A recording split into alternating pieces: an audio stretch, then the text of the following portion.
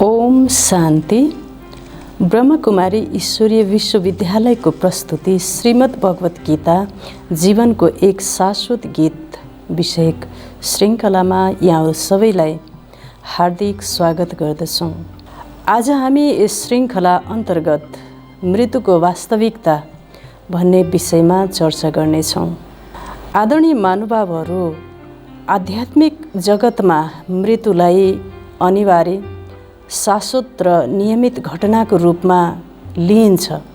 तर सामान्य जीवनमा मृत्यु शब्द अत्यन्त भयावह र दुःखद अनुभूति हुन्छ। अक्सर गरेर मानवले मृत्युलाई वरण गर्न चाहँदैन, स्वीकार गर्न सक्दैन। आजकल मानवले जीवनको हरेक पाइलामा मृत्युलाई मानसपटलमा अंकुरित र विस्तारित गरेर हिँडिरहेको छ। स्वयंको मृत्युको भय र स्वजनको मृत्युको शोक मानवको जीवनशैली नै बनेको छ। हरेक पलमा अंगरक्षक साथमा अस्त्रशस्त्र भए तापनि मृत्युको भय कम हुँदैन।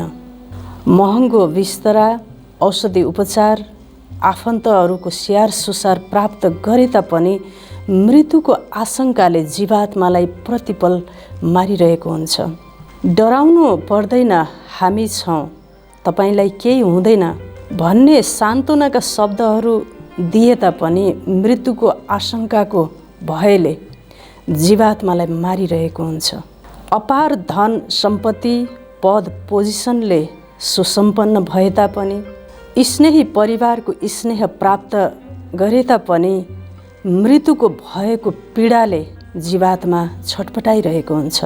आदरणीय महानुभावहरू, वास्तवमा मृत्यु के हो त? यो जीवनको सबैभन्दा ठुलो विषय हो जसलाई हामीले बुझ्नुपर्ने, जान्नुपर्ने र अनुभव गर्नुपर्ने हुन्छ। भगवानले श्रीमद् भगवत गीतामा अध्याय 2 को 22 नम्बर श्लोकमा भन्नुभएको छ, वासांसि जीर्णानि यथा विहाय नवानि गृह्यति नरुष पराणि तथा शरीराणि विहाय जीर्णा नन्यान्नि सम्यान्ति नवानि देही। जसरी हामीले पुरानो भएको वस्त्रलाई परित्याग गरेर नयाँ वस्त्र धारण गर्दछौँ, यस विषयमा हामीले सहज अनुभव गर्दछौँ, अनिवार्य अनुभव गर्दछौँ। त्यस्तै प्रकारले जीवात्माले एउटा पुरानो देह, जीर्ण भएको देहलाई परित्याग गरेर नयाँ देह, नवीन देहलाई धारणा गर्नु पनि त्यति नै शाश्वत र अनिवार्य छ भनेर भगवानले यो शाश्वत आत्मा र परिवर्तनशील शरीरको विषयमा हामीलाई पढाउनु भएको छ। वास्तवमा शरीर र आत्माको संयोग जीवन हो र आत्मा र शरीरको वियोग मृत्यु हो। आत्मा शरीरबाट छुट्टिनु, छोड्नु, शरीरलाई त्याग गर्नुलाई नै मृत्यु भनिन्छ। जसरी सर्पले काँचुली फेर्दछ, जीवात्माले जसरी पुरानो वस्त्र त्याग गरेर नयाँ वस्त्र लगाउने कुरालाई सहज र अनिवार्य अनुभव गरे जस्तै जीवात्माले एउटा शरीरलाई छोडेर अर्को देह धारणा गर्नु, नवीन देह धारणा गर्नु त्यति नै शाश्वत र अनिवार्य छ। यो निरुपाय विषय हो र यो नियमित घटना हो। यसमा शोक गर्नु हुँदैन, चिन्ता गर्नु हुँदैन। वास्तवमा मृत्यु भनेको ड्रेस र एड्रेस परिवर्तन मात्र हो। मृत्यु त नयाँ जीवनको सुरुवात हो। मृत्यु जीवनको समाप्त होइन, नयाँ जीवनको सुरुवात हो, नयाँ भूमिकाको सुरुवात हो। मृत्युको कारण, मृत्युको स्थान र मृत्युको समय निश्चित छ, तर पनि मृत्यु त अनिवार्य छ। मृत्यु शाश्वत छ, निश्चित छ। चाहे हृदयघातबाट मृत्यु होस्, चाहे अन्य कुनै कारणबाट मृत्यु होस्, लाखौँ चतुर्याइ गरे पश्चात पनि मृत्युलाई टार्न सकिँदैन, अनिवार्य छ। मृत्यु अवश्यम्भावी छ। जसरी जन्म शाश्वत छ, अनिवार्य छ, निश्चित छ, त्यसै गरी मृत्यु पनि शाश्वत, अनिवार्य र निश्चित छ। आदरणीय महानुभावहरू, मृत्यु न त जीवनको दुश्मन हो, न त जीवनको अन्त्य नै हो। यो त जीवनको एक महत्त्वपूर्ण घटना हो।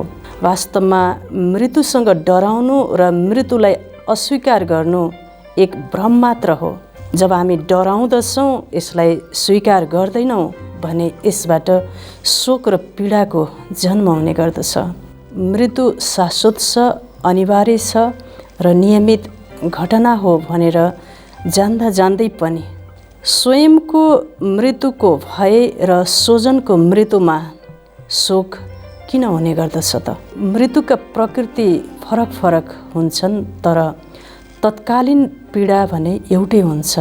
चाहे महँगो बिस्तारामा उपचार गरिरहेको किन नहोस्, चाहे जनरल वार्डमा नै बसेको किन नहोस्, तर मृत्युलाई वरण गर्दा तत्कालीन पीडा एउटै हुन्छ। कसैको मृत्यु हवाईजहाजबाट, कसैको सडक दुर्घटनाबाट, त कसैको रुखबाट लडेर नै मृत्यु किन नहोस्, तर तत्कालीन पीडा भने सबैको एउटै नै हुन्छ।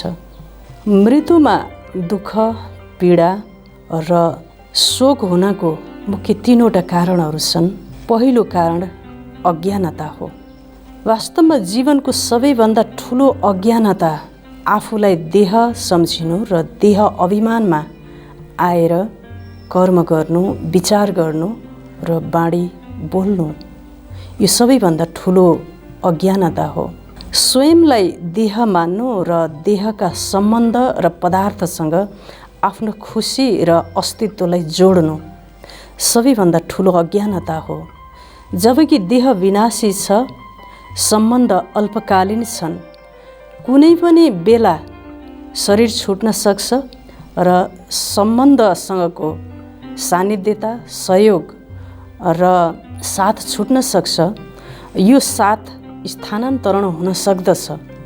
त्यसैले भरोसा नभएको शरीर र सम्बन्धसँग आफ्नो वास्तविकतालाई जोड्नु र खुसीलाई जोड्नु, अस्तित्वलाई जोड्नु नै वास्तवमा ठुलो अज्ञानता हो। यस अज्ञानताको कारणले जीवात्मालाई यी व्यक्तिसँग, वस्तुसँग सधैँ साथ, सहयोग र सान्निध्यताको अपेक्षा भइरहन्छ, जबकि त्यो असम्भव छ। र मृत्युको भय यसैले हुन्छ कि यो सान्निध्यता र साथ सदाको लागि छुट्नेछ र अभाव र अप्राप्ति हुनेछ भन्ने आशंकाले जीवात्मालाई भयभीत बनाएको हुन्छ। आदरणीय महानुभावहरू, अर्कोतर्फ भय किन हुन्छ भन्दा जीवात्मालाई, अज्ञानी मनुष्य आत्मालाई मृत्यु, पुनर्जन्म र परलोक जस्ता आध्यात्मिक विषयको अध्ययन, अनुभव र अनुसन्धान नगर्नुको कारणले मेरो मृत्यु कसरी हुन्छ, म कहाँ जाउँला, मृत्यु पश्चात मेरो कुन गति हुन्छ होला जस्ता अज्ञात प्रश्नहरूले पनि जीवात्मालाई भयभीत बनाइरहेको हुन्छ। मृत्युमा पीडा हुनुको अर्को कारण मोह हो। जब हामीले आफ्नो शरीरसँग र आफ्नो शरीरका नातागोता र स्वजनसँग मोह हुन्छ, मोहको कारणले आसक्ति हुन्छ। आसक्तिको कारणले सदा साथ र सान्निध्यता भइरहोस् भन्ने आशा र तृष्णा भइरहन्छ, जबकि यो असम्भव छ। त्यसैले भगवानले गीतामा भन्नुभएको छ, मोहलाई नष्ट गर, मोह नष्ट गरेर युद्ध गर, अथवा मोहलाई नष्ट गरेर निर्मोही, अनासक्त र निर्लिप्त भएर आफ्नो कर्तव्य कर्म गरिरह्यो भने मृत्युको पीडा हुँदैन, मृत्युलाई जित्न सकिन्छ। त्यसैले यो मोहले पनि जीवात्मालाई अत्यन्त पीडित बनाउँदछ। भगवानले मोह नष्ट गर्नको लागि नै भगवत गीताको ज्ञान दिनुभएको छ। आदरणीय महानुभावहरू, मृत्युको भएको अर्को कारण जीवात्माको ऋणात्मक कर्मको खाता हो। जब जब जीवात्मामा ऋणात्मक कर्मको खाता बढी हुन्छ, तब उसको आत्माको शक्ति क्षीण हुन्छ, शक्ति कम हुन्छ। ऊर्जा कम हुनको कारणले जब जब विपरीत परिस्थिति, विघ्न, बाधा, समस्या आउँछन्, त्यति बेला ऊ भयभीत हुन्छ, डराउँछ। यति बेला उसलाई अक्सर गरेर मृत्युको नै भय हुन्छ। जसरी हजारौँ गाईको बथानमा बाछोले आफ्नो आमालाई चिन्दछ, त्यस्तै प्रकारले जीवात्माले गरेका दुष्कर्महरू, पापकर्महरूले उसलाई छोड्दैनन्। पल पल ती पापकर्महरू उसको छायासरी पछि लागिरहेका हुन्छन् र ऊ भयभीत भइरहेको हुन्छ। यदि जीवात्माले सत्कर्मको खाता बढाएको छ भने उसलाई मृत्युको भय हुँदैन। मृत्युमा भय कहीँ जाँदा र घरबाट बाहिर निस्कँदा पनि उसलाई पल पलमा यो पापकर्मको खाताले गर्दा भयभीत बनाइरहेको हुन्छ। आदरणीय महानुभावहरू, मृत्युमाथि विजय प्राप्त गर्न सकिन्छ। यस्तो कुरा सुन्दा यहाँहरूलाई आश्चर्य र असम्भव लाग्न सक्ला, तर पनि मृत्युमाथि विजय सम्भव छ। भनिन्छ मृत्युमा अमृतम गमाए। मृत्युलाई जितेर म अमरत्वलाई प्राप्त गर्न चाहन्छु। वास्तवमा मृत्युमाथिको विजय भनेको मृत्युको शाश्वत पक्षको ज्ञान हुनु हो। मृत्युमाथि विजय भनेको मृत्युको अनिवार्यतालाई स्वीकार गर्नु हो। मृत्युमा विजय भनेको आत्माको सत्य स्वरूपको अनुभव हुनु, ज्ञान हुनु र दर्शन हुनु हो। र मृत्युमा विजय हुनु भनेको परमात्माको सत्य स्वरूपको ज्ञान हुनु, अनुभव हुनु र परमात्मामा समर्पण हुनु हो। जसरी जन्म निश्चित छ, अनिवार्य छ भन्ने कुरालाई बुझ्दछौँ, त्यसरी नै मृत्यु पनि शाश्वत छ, अनिवार्य छ, नियमित छ भनेर स्वीकार गर्नु नै मृत्युमाथि विजय हो। र मृत्युको भय नहुनु नै वास्तवमा मृत्युमाथि विजय हो। मृत्युमाथि विजय प्राप्त गर्नको लागि 3वटा सिद्धान्तहरू छन्, विधिहरू छन्। यसलाई जान्नुपर्ने हुन्छ।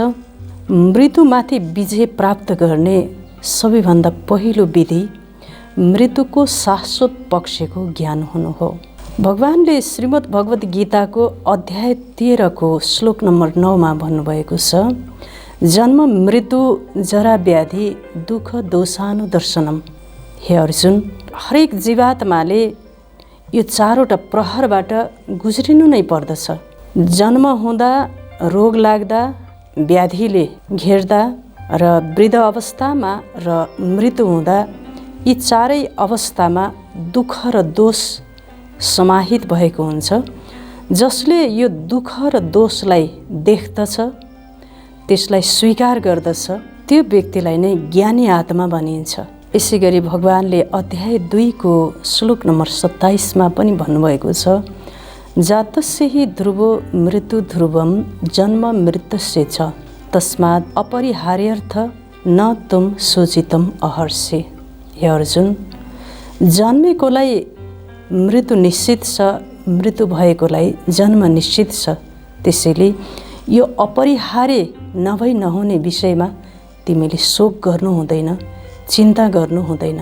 आदरणीय महानुभावहरू, मृत्युको स्थान, मृत्युको कारण र मृत्युको समय निश्चित छ, तर पनि मृत्यु त अनिवार्य छ।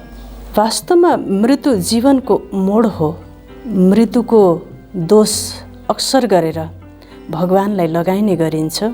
वास्तवमा मृत्युको दोष भगवानलाई लगाउनु मृत्युलाई अस्वीकार गर्नु हो।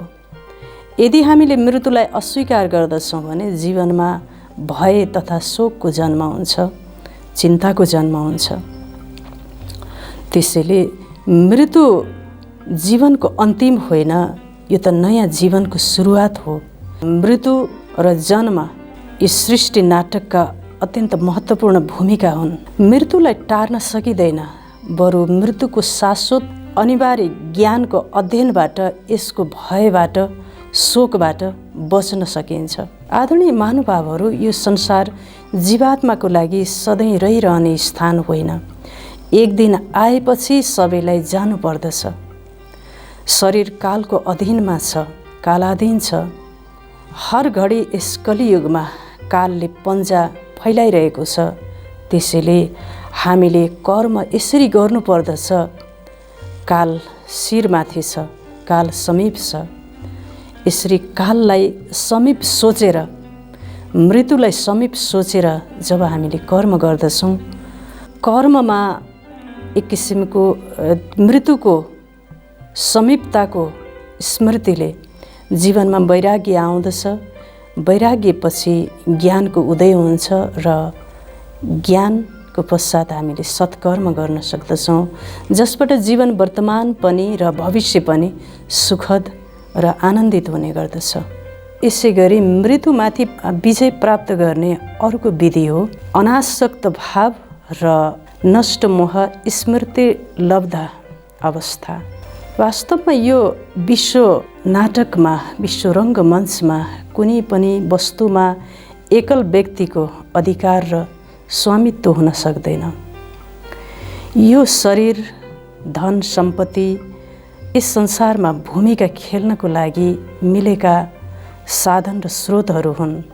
भूमिका सिद्धिनासाथ न केवल सम्पत्ति, शरीर र नाता सम्बन्धीहरूलाई पनि छोड्नु नै पर्ने हुन्छ। न तपाईँ कसैको लागि, न कोही तपाईँको लागि एक सेकेन्ड पनि, एक मिनट पनि रोकिन सक्दैन। कर्मको हिसाब किताब अनुसार नाता सम्बन्धी स्वजनहरू बनेका हुन्छन् र कर्मको हिसाब किताब सिद्धिनासाथ नाता सम्बन्धीहरूसँगको सम्बन्ध पनि समाप्त हुन्छ। त्यसैले मृत्युको बेलामा कर्मभोगको पीडा सहन गर्नु नपरोस्, त्यो पीडालाई भोग्नु नपरोस् भनेर जीवनमा अनासक्त भाव, मोहलाई नष्ट गरेर प्रेम र स्नेहको आधारबाट हामीले जीवनमा कर्तव्य कर्म गरेर अगाडि बढ्नु पर्दछ।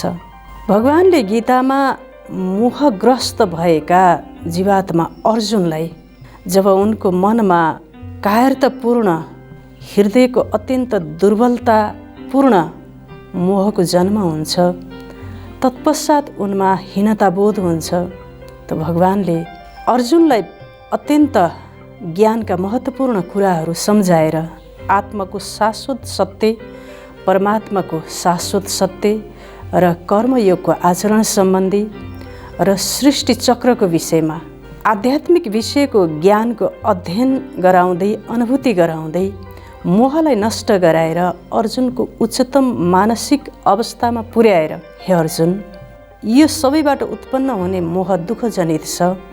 मोहको भावलाई छोडेर तिमी अनासक्त भएर आफ्नो कर्तव्य कर्ममा तिमी अगाडि बढ भनेर भगवानले दिव्य शिक्षा दिनुभएको छ। त्यसैले आदरणीय महानुभावहरू, मोह र आसक्तिलाई हटाएर जीवनमा कर्मयोगको अभ्यास गर्नु, अनासक्त भएर आफूले गर्नुपर्ने कर्तव्य कर्म हामीले गऱ्यौँ भने मृत्युको बेलामा यी सत्कर्मले, यो मोहरहित भएको कर्मले मृत्युको भयबाट जीवात्मालाई मुक्ति दिलाउँदछ।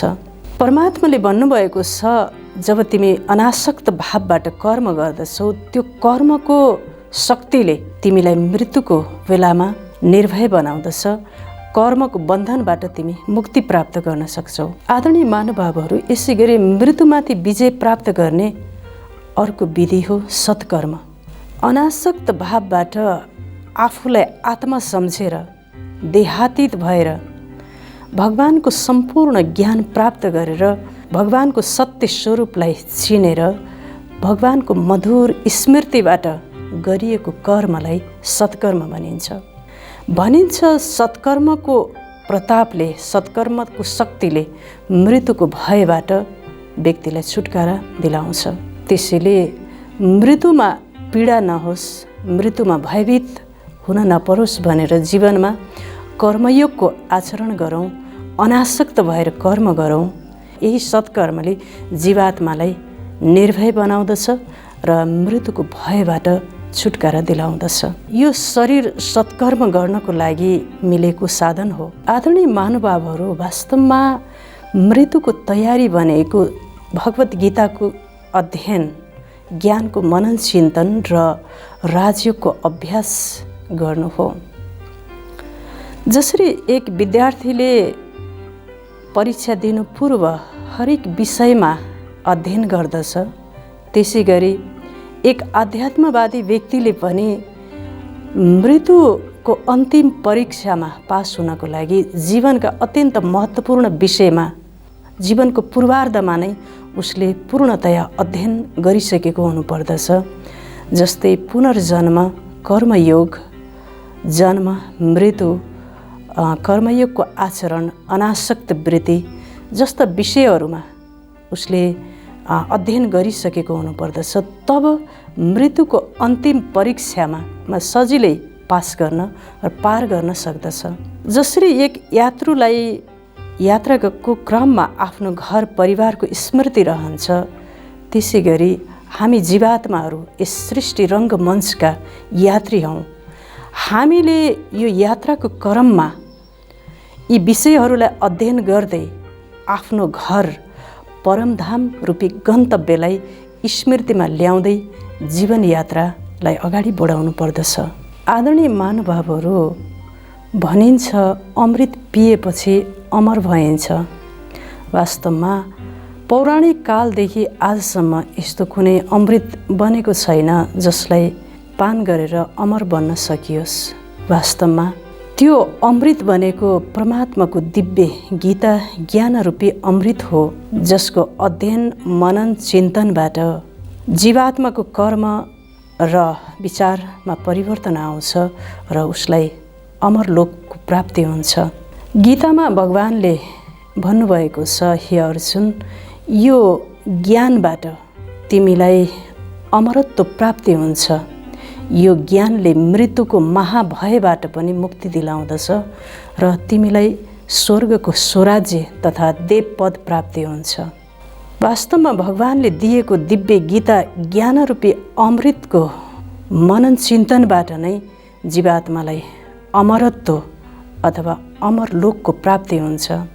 वर्तमान समय परमपिता परमात्मा शिव भगवान निराकार ज्योति रूप गीता ज्ञानदाता भगवान सृष्टिको अन्तकालमा प्रजापिता ब्रह्माको मानवीय तनमा प्रकट भएर अवतरित भएर जुन ज्ञान दिनुहुन्छ, वास्तवमा त्यही गीता ज्ञानको श्रवण अध्ययन मनन चिन्तनलाई नै राजयोग भनिन्छ।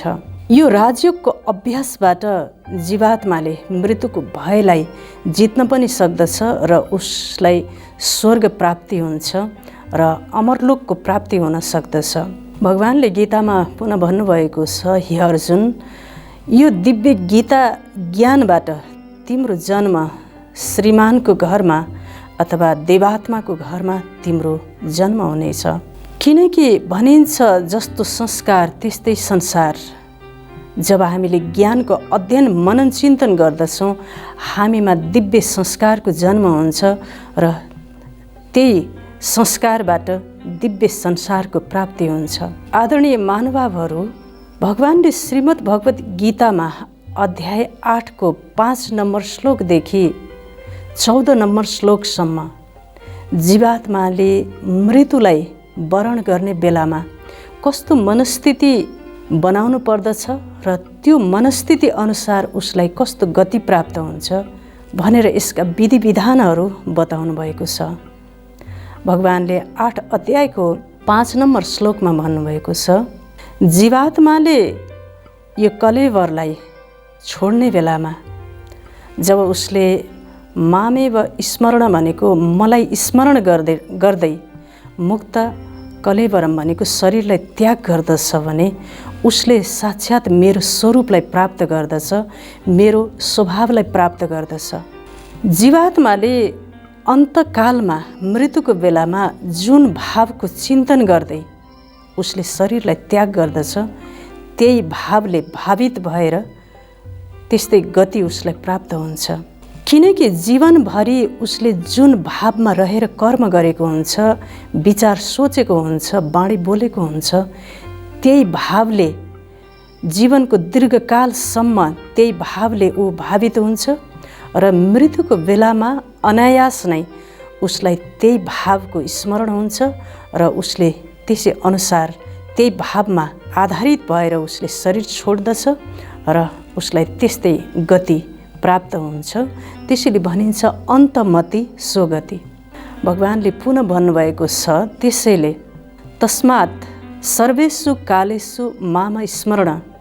त्यसैले हे अर्जुन, सबै कालमा मलाई स्मरण गर, किनकि यो क्षणभङ्गुर नाशवान विनाशी शरीरको कुनै भरोसा छैन।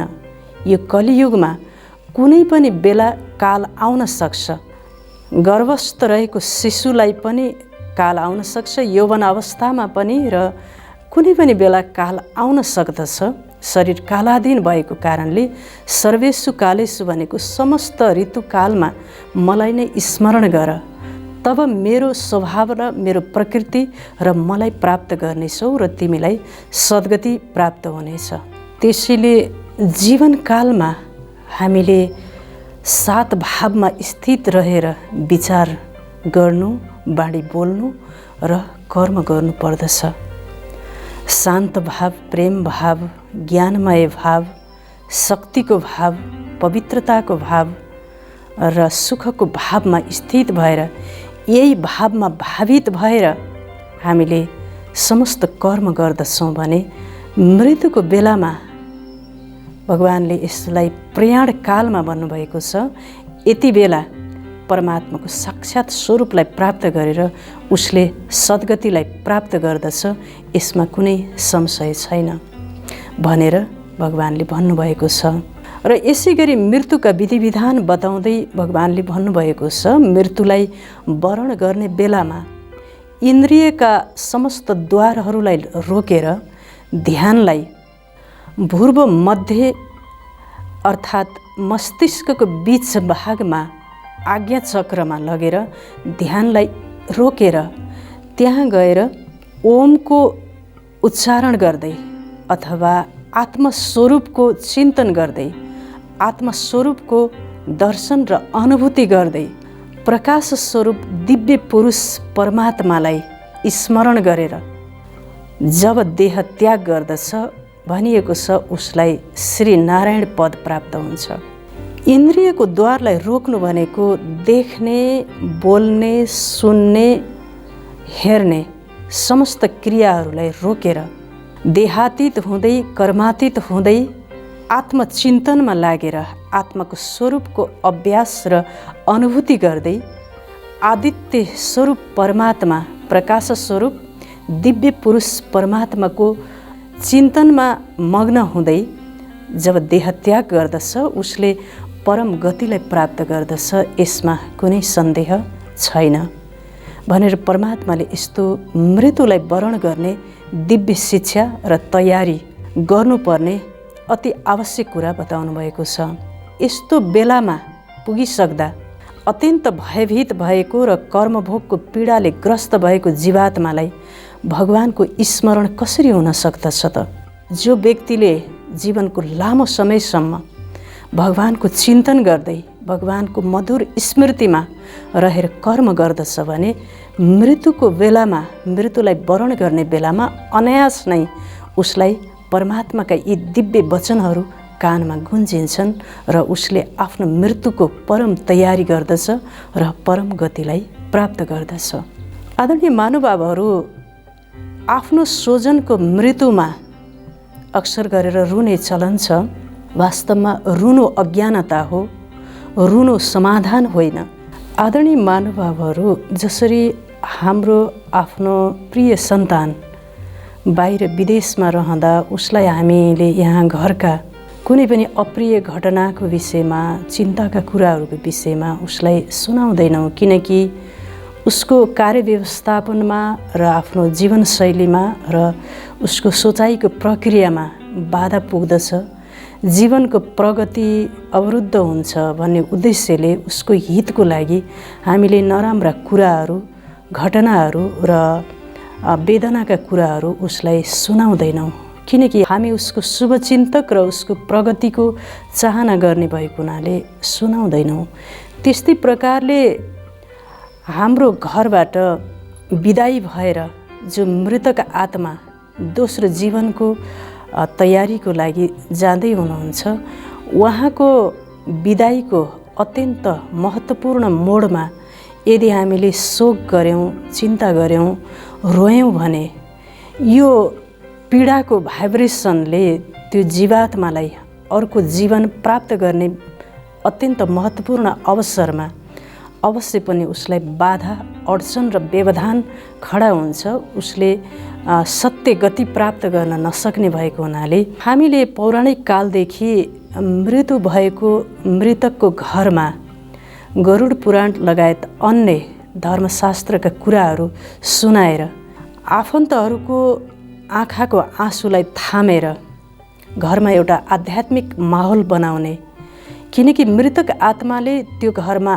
आध्यात्मिक माहौल भएको देखेर अत्यन्त प्रसन्न भएर आफ्नो जीवनको गतिलाई अगाडि बढाउने भएको हुनाले उसको नाममा दान पुण्य गर्ने, भागवत वाचन गर्ने र कहीँ यस्तो पनि प्रचलन छ, जीवात्माको सद्गतिको लागि परमात्माको नाम 1 करोड पटक कापीमा लेख्ने पनि प्रचलन छ।